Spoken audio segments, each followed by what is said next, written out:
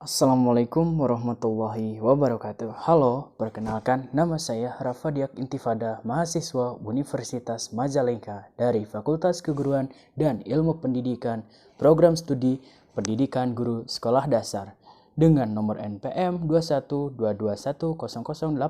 Tujuan saya di sini dalam membuat video ini ditujukan untuk melengkapi tugas mata kuliah Strategi Pembelajaran yang akan saya beri judul mengenai dinamika proses pembelajaran sekolah dasar.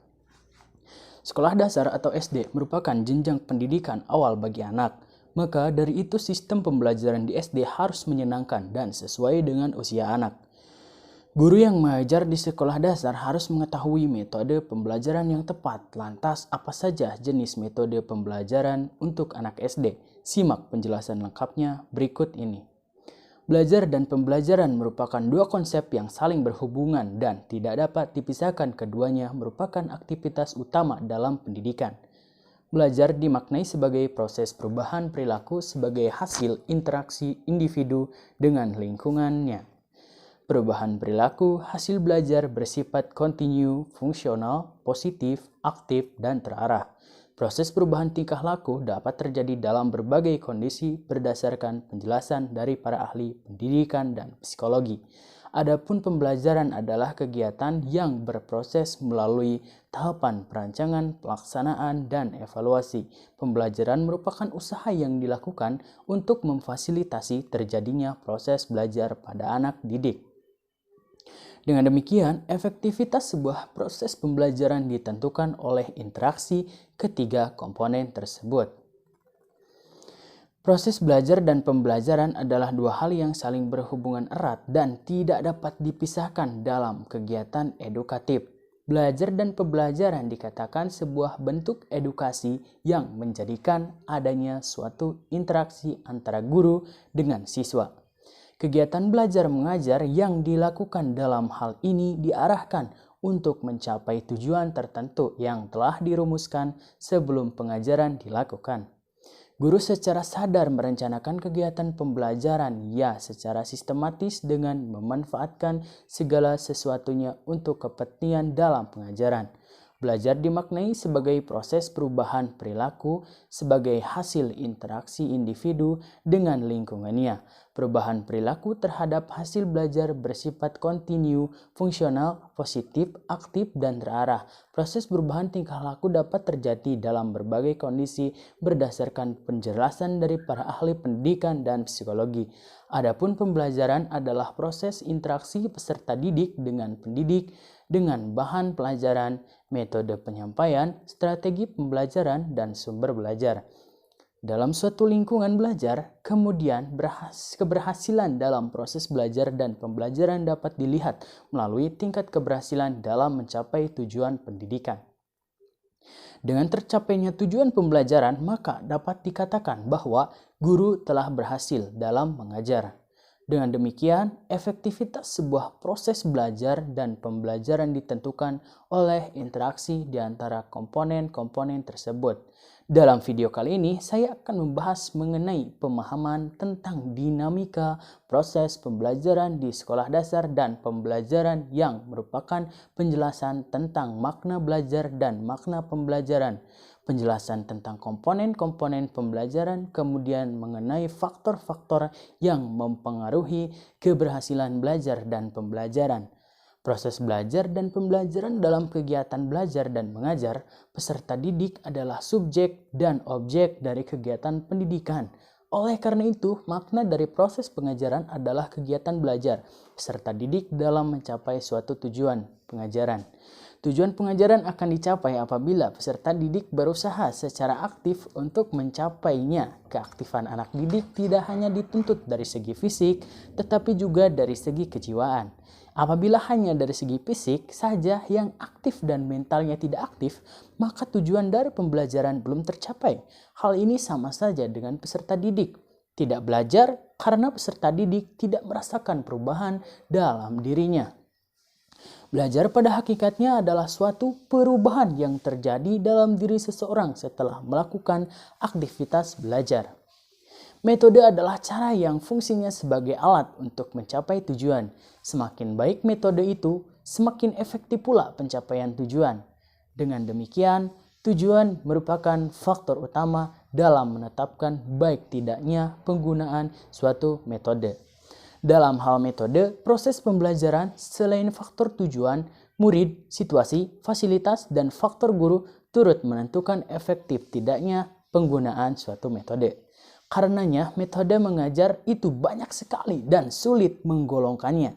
Lebih sulit lagi menetapkan metode mana yang memiliki efektivitas paling tinggi. Sebab metode yang kurang baik di tangan guru yang lain dan metode yang baik akan gagal di tangan guru yang tidak menguasai teknik pelaksanaannya. Namun demikian, ada sifat-sifat umum yang terdapat pada metode yang lain. Dengan mencari ciri-ciri umum itu menjadi mungkinlah untuk mengenali berbagai macam metode yang lazim dan praktis untuk dilaksanakan dalam proses belajar mengajar. Metode ceramah merupakan metode yang selalu digunakan oleh guru dalam pembelajaran seperti dalam pemberian informasi, bimbingan, dan penjelasan meskipun sedikit karena dengan komunikasi langsung akan membangun interaksi guru dengan murid.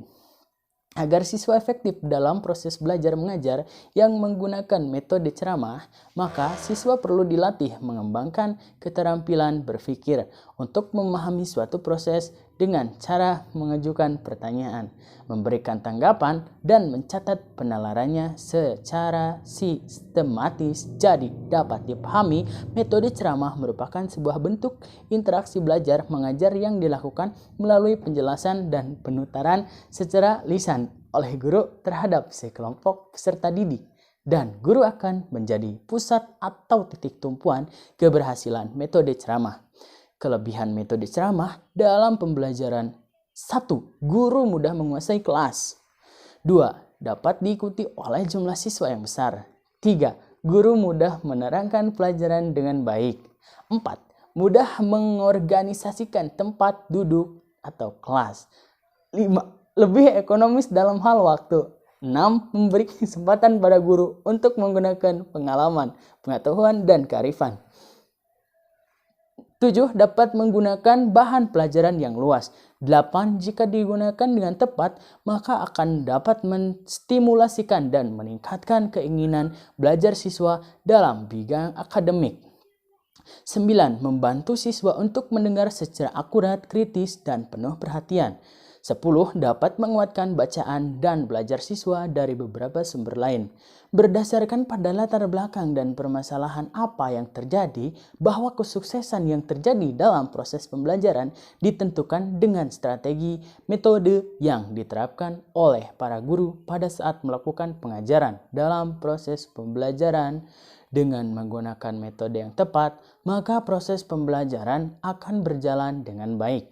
Ada 3 variabel yang didapatkan dari hasil pembahasan dari proses pembelajaran, yaitu dapat diklasifikasikan dengan cara yang sama pada tingkat yang sangat umum sekali. Hasil proses pembelajaran diklasifikasikan menjadi 3, yaitu keaktifan, keefektifan. Proses pembelajaran biasanya diukur dengan tingkat pencapaian dalam belajar. Ada 4 aspek yang penting yang dapat dipakai untuk mendeskripsikan keefektifan proses pembelajaran, yaitu kecermatan penguasaan perilaku yang dipelajari, kecepatan dalam mengerjakan proses pembelajaran.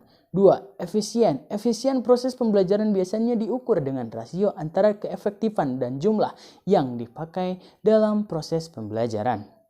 3. Daya tarik. Daya tarik proses pembelajaran biasanya diukur dengan mengamati kecenderungan siswa untuk tetap belajar. Sebagai kegiatan yang bernilai pendidikan pada proses pembelajaran dapat diambil kesimpulan di antaranya. 1.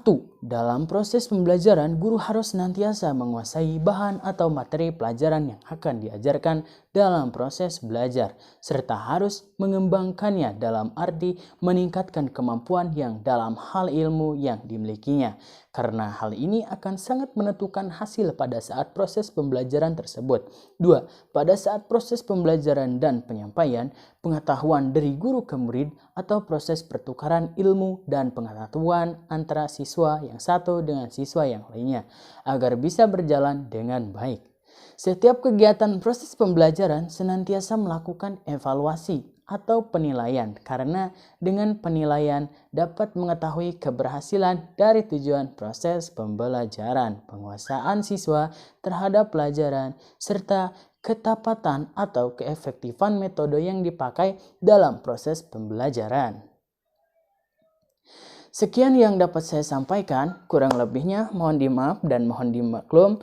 Saya akhiri, billahi taufiq wal hidayah. Wassalamualaikum warahmatullahi wabarakatuh.